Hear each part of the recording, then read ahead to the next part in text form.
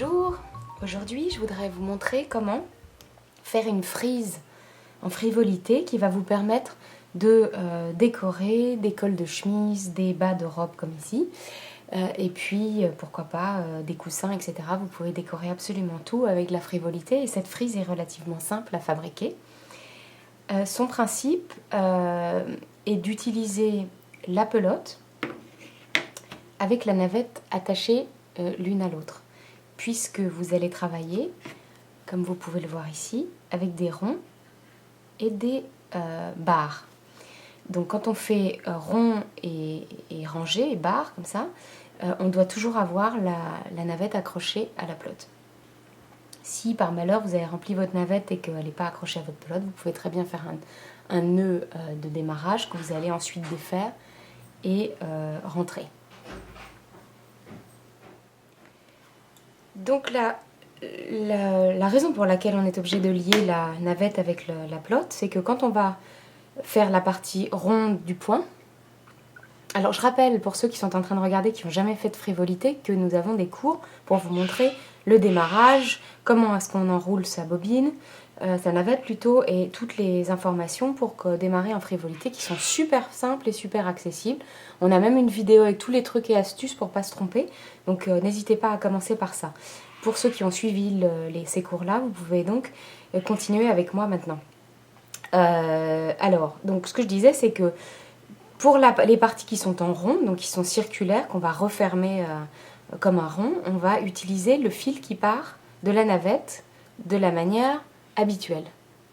Et pour les parties qui sont en ligne, on va alors là utiliser le fil de la pelote et de la manière habituelle, comme ceci. Donc ça, je vais vous le remontrer en détail. Alors, pour pouvoir faire ce modèle-là, je vais vous faire un petit schéma pour qu'on suive bien la frise. En fait, la frise, elle est constituée de deux ronds. Un qui a des petits picots et l'autre qui n'en a pas. Enfin, qui n'en a pas, qui sont apparents au-dessus, mais qui en a sur le côté pour pouvoir l'attacher au picot précédent. Et créer un picot pour le picot suivant.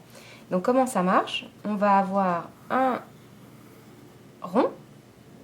Sur ce rond, on va commencer par 4 mailles. Ensuite, on va faire un picot. Ensuite, on va faire 3 mailles. Et ensuite, on va faire 1, 2, 3, 4 picots. Ensuite, on va faire 3 mailles, un picot et 3 mailles. Ici, on va passer en mode ligne.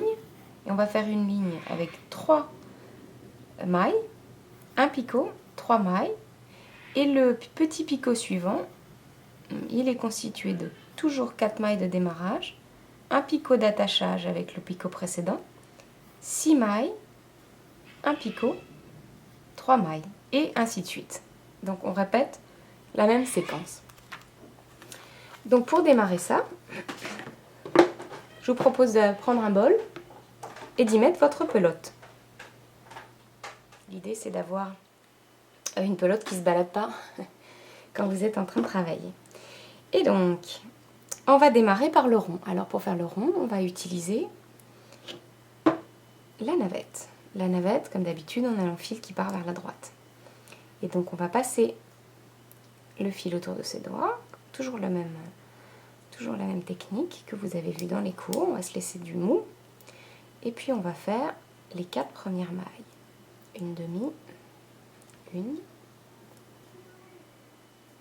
2,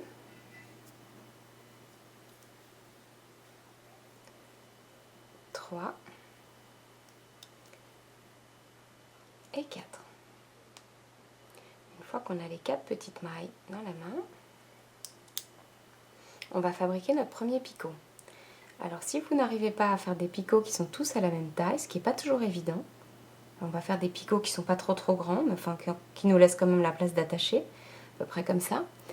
Si vous n'avez pas l'habitude de faire des picots, à ce moment-là, je vous recommande un petit outil qu'on a dans la boutique, c'est tout nouveau, c'est la jauge à picot. Vous pouvez simplement faire passer vos picots par le petit espace d'une jaune qui ressemble à une pyramide, et en fonction de la taille du picot, vous prenez 1, 2, 3 crans ou plus. Voilà, donc là c'est votre premier picot qui va se retrouver donc ici. Ensuite, vous allez faire 3 mailles. Alors, comme vous avez déjà une maille qui est comptée par le picot, vous êtes à numéro 2. Les mailles qu'on compte, c'est les mailles qu'on voit en frivolité, vous l'aurez su par les cours. On voit bien qu'il y en a 1, 2, 3, 4. Et puis là, on voit bien qu'il y en a 1, 2, 3. Et donc, la fin du picot compte comme une maille, on la voit, ça ressemble à un petit pi, comme le pi mathématique. On va continuer ensuite à faire nos 4 petits picots. On les fait petits, hein, parce que sinon, c'est pas très joli. Donc, en voilà un petit. Un. Pas facile de les faire tous à la même taille. C'est vraiment un coup de main. 2. On va détendre un peu mon cercle. J'ai 2 petits picots. Et ensuite, je vais en faire 3. Alors, quand vous faites des picots et quand vous faites de la frivolité en général, très régulièrement, vous devez lâcher votre navette, lisser votre fil pour ne pas créer de torsions qui vont faire que vos picots vont se vriller. C'est pas joli. Alors dans le cas présent, comme vous allez coudre une partie les petites têtes, hein, pour que ça tienne bien, moi je les ai toutes cousues sur mon tissu, du coup c'est pas très grave si elles sont vrillées, mais enfin de façon générale, il faut vraiment détendre sa navette, hop, la descendre, pour qu'elle puisse bien avoir la torsion du fil qui soit impeccable. Donc on a fait 3 picots, on va faire un 4e picot, voilà. Ensuite, selon notre schéma, on doit faire 3 mailles. Donc la première maille de la fin du picot, on la compte comme une, comme toujours. Donc, il ne faut pas se paniquer sur le comptage des mailles, il faut vraiment les regarder, c'est tout ce qu'il faut faire.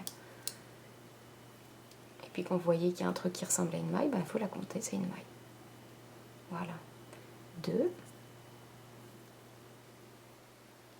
Et 3. On va fabriquer un petit picot, un tout petit peu plus grand que ceux qui sont en haut, pour que ça accroche bien.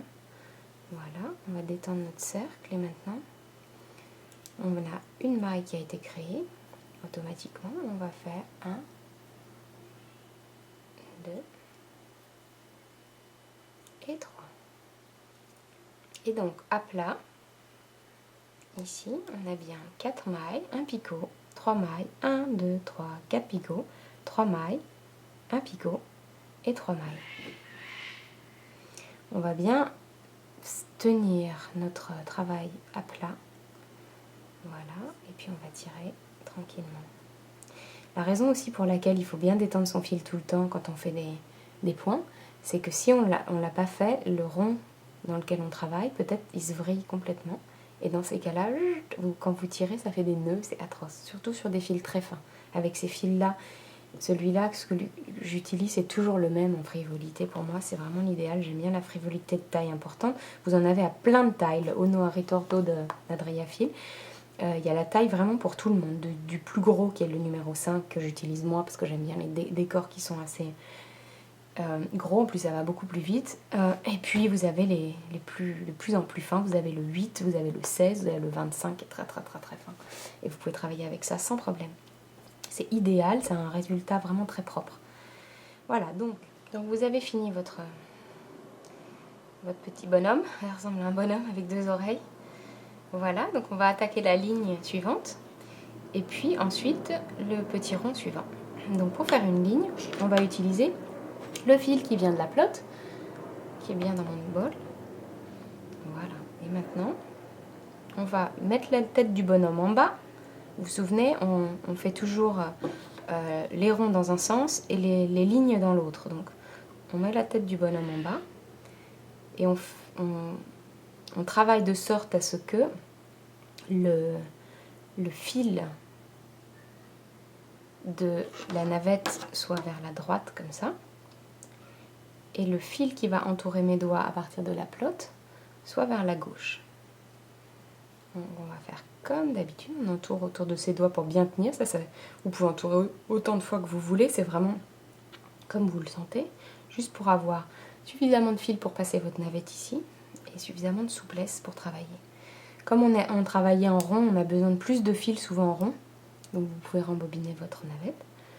Et on va attaquer la ligne suivante qui est constituée de 3, 1 picot, 3, 1 picot. Alors c'est parti.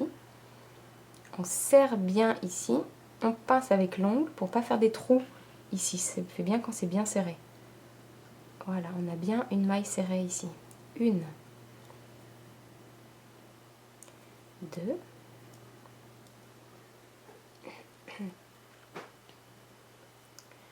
3, et on va faire un picot. Un petit. Comme ça, c'est pas mal. On le voit notre picot quand même. Voilà notre petit picot. Pardon. Ensuite, 1,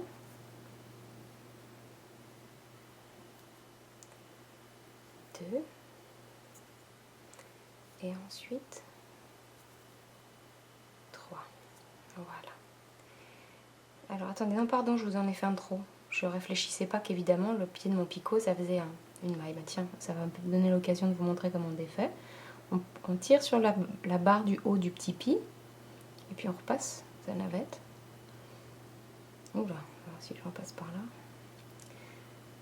vous défaites le nœud. Il faut repasser la navette pour défaire le nœud qu'on vient de faire. Voilà. Voilà. Où est-ce que j'en suis dans mon nœud? Non, c'est bon. Voilà, donc là, j'en suis. Ici, j'ai fait 1, 2, 3. 2, 3. Très bien. Je tire un petit peu sur... si je veux un truc bien... Alors là, j'ai un fil qui est plus gros, donc ça va pas faire exactement le même effet, mais si je veux un dessin qui est bien ferme et bien propre, il faut bien tirer, sans exagérer, mais il faut bien tirer fermement, et sur le rond, et sur la ligne. Donc maintenant qu'on a fini notre ligne, on va attaquer le rond suivant. Et donc, on part à partir de la navette. Donc on va retourner notre petit bonhomme. Notre petit bonhomme va avoir la tête en haut cette fois-ci, puisque c'est à son tour, c'est le tour des bonhommes, des bons hommes. Et là, on va attaquer un rond. Et c'est là que ça va vous intéresser, parce qu'on va relier ce rond. Vous voyez, ici, on relie les ronds entre eux par l'intermédiaire du picot. Et voilà comment ça marche. Donc, on n'oublie pas de détendre bien son fil. On va faire passer le fil en circulaire autour de nos doigts. On se laisse un peu de mou. On va faire les 4. On serre bien serré, bien intimement avec la partie précédente. Avec l'ongle, on pince. On ferme le premier point pour qu'il soit bien serré là. Parfait. Donc ça nous fait 1. On a besoin de 4. 2. 3.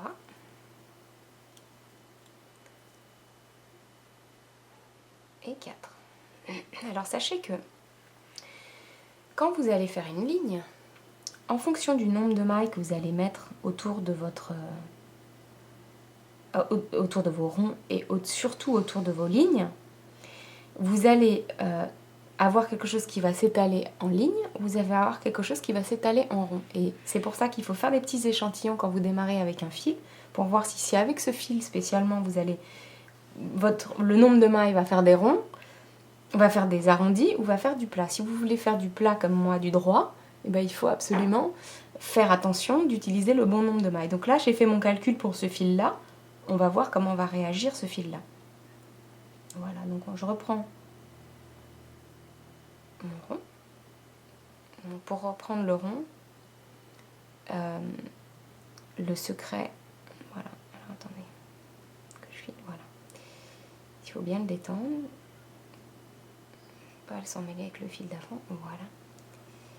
Le secret, c'est d'avoir sur l'index le haut du petit pli qui va par là, la barre du pli par là, et les deux pieds du pli mathématique que représente le point par là.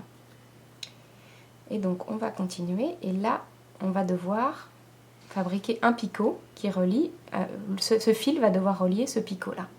Et donc pour ce faire, on va installer l'oreille du bonhomme, donc ce picot ici. Donc on tient bien notre rond ici. Et on va faire passer, là il faut que je me rapproche de vous.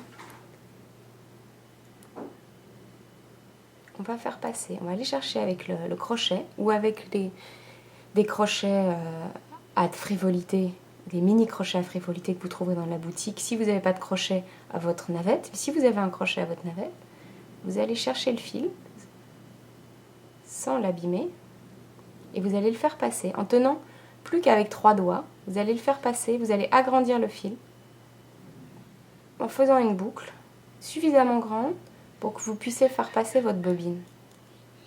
Faites passer votre navette plutôt que bobine, je sais pas pourquoi je dis ça. Et là, c'est un moment très risqué pour faire une bêtise. Alors, vous allez lâcher votre bobine pour la première fois. Vous allez tenir votre fil avec l'index. Vous allez très doucement tirer sur le fil. Vous allez faire en sorte que vos petits plis soient bien alignés sur votre doigt et y restent. Et vous allez tirer tranquillement, avec ce fil-là et ce rond-là. Une fois que vous avez terminé ça, vous allez faire votre maille. 1, 2. Et qu'est-ce que vous avez fait là? Vous avez attaché votre rond au picot précédent. Et donc maintenant, on va tirer sur notre rond et on va continuer. On a fait une maille. On a dit qu'on faisait 3 en haut, donc 1. Oula, je ne peux pas bien passer dans mon truc. Voilà. Je finis le point, donc j'en ai 2.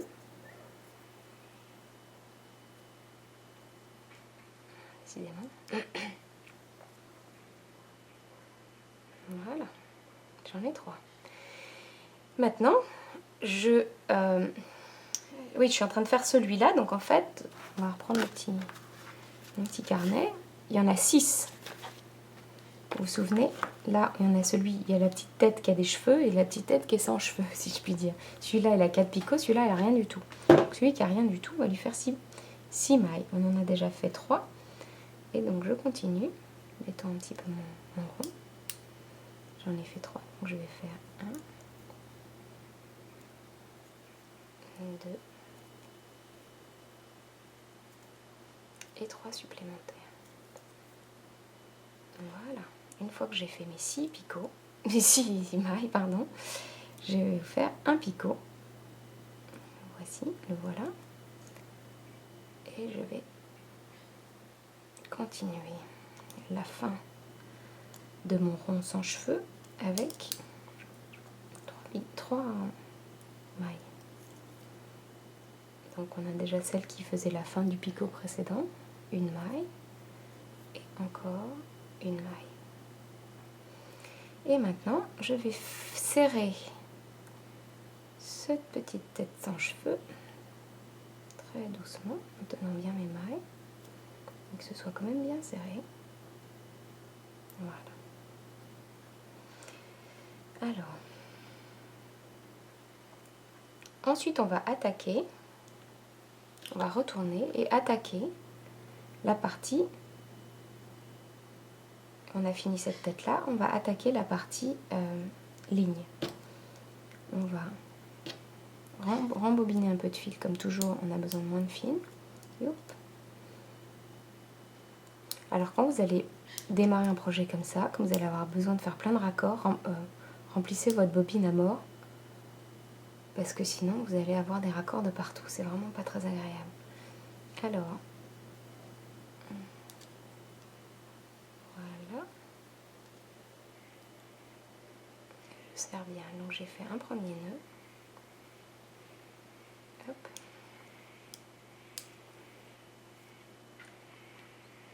Un deuxième nœud. 3. Un picot. Alors attendez, je vérifie que je fasse pas de bêtises. Oui, un picot. Voilà. Un picot. Et ensuite, je vais continuer tranquillement à faire un deuxième nœud, parce que la fin de mon picot compte pour un nœud. Et un troisième nœud. Je vais serrer comme ça. Voilà.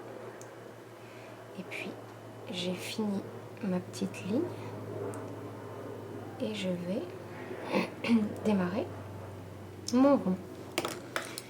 Je détends mon fil. j'installe sur mes doigts position rond, je fais un premier nœud de rapprochement, ensuite 1, 2 et 3, ce qui fait que en tout j'en ai 4. Et je vais attacher cette petite oreille, ce petit picot. Ici, je vais vous remontrer comment ça marche pour faire passer ce fil-là dans le picot. Alors, comment on met? On tient bien son travail dans la main, on tient bien, on vérifie bien que ces petits points soient dans le bon sens. Mon fil va vers la droite, celui de la navette. Celui que j'ai arrondi, enfin en rond, qui emballe mes doigts là en rond, il est sur la gauche. Et je vais positionner le picot précédent sur mon fil. Voilà. Et là, je vais aller chercher ce fil par le picot.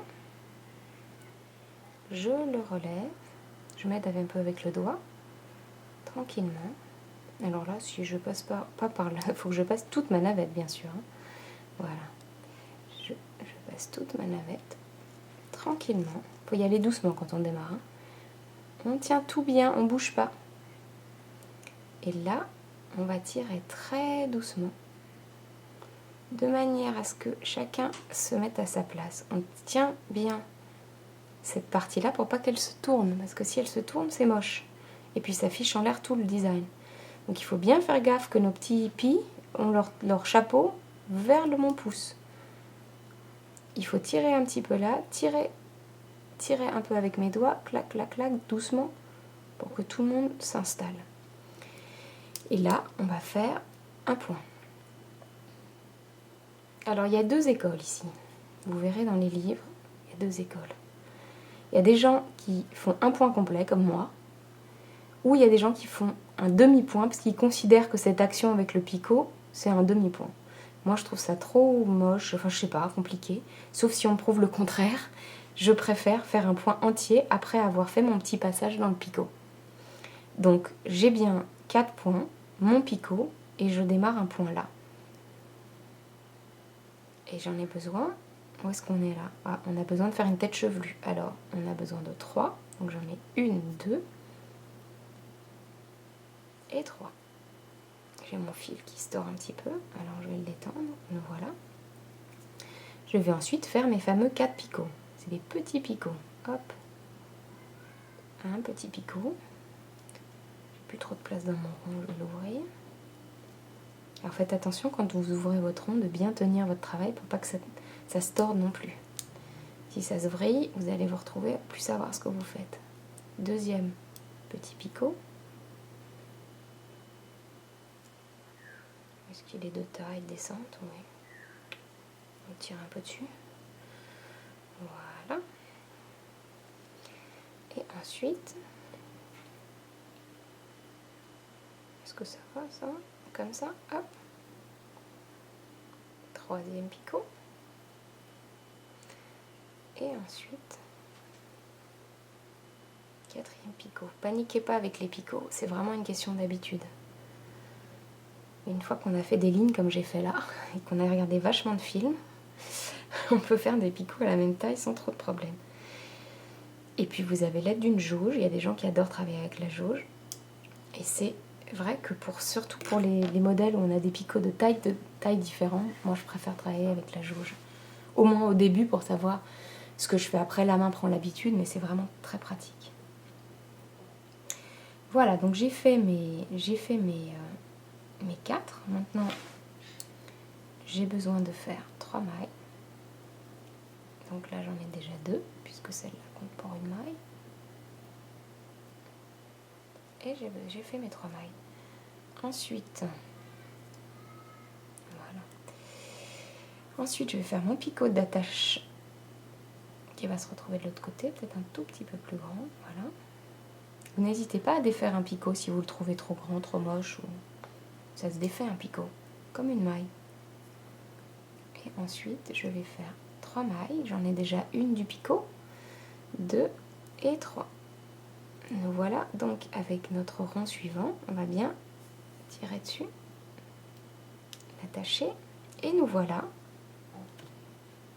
avec une ligne, une belle ligne, avec notre petite tête chevelue, avec ses 4 picots, notre tête chauve et notre tête chevelue séparées avec des jolies lignes qui ont un petit picot en bas. Et donc on va continuer comme ça et vous allez pouvoir installer ça de la même manière sur tout ce que vous voulez. Donc c'est très simple, vous avez vu comment on passe le picot comme ça. Maintenant, au prochain cours, je sais que je vais recevoir 200 mails pour me dire quand est-ce qu'est le prochain cours, mais je vais faire mon possible. Au prochain cours, je vous montrerai comment, si jamais on fait un rond, on va partir en rond comme ça, ou quelque chose de beaucoup plus serré, vraiment un petit rond pour faire une boucle d'oreille. Comment est-ce qu'on va faire pour attacher ce picot-là à ce picot-là? Parce que si on le fait avec ma méthode là, pour aller en ligne, eh bien, on va se retrouver avec un truc twisté, tordu. Et comme on ne veut pas de ça, eh bien, on va avoir une méthode spéciale où on va pencher notre picot et l'installer d'une certaine manière. Voilà, à vous de jouer, à bientôt!